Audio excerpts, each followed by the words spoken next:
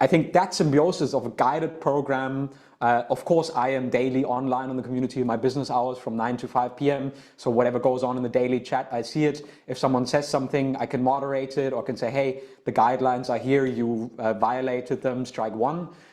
Happens very seldomly, happened once when someone was talking about what antidepressants they should ask for at their GPs or something. And I said, I told you, no medical advice here. You can talk to your psychiatrist or your GP, but not here inside the club because we're not talking medications on here.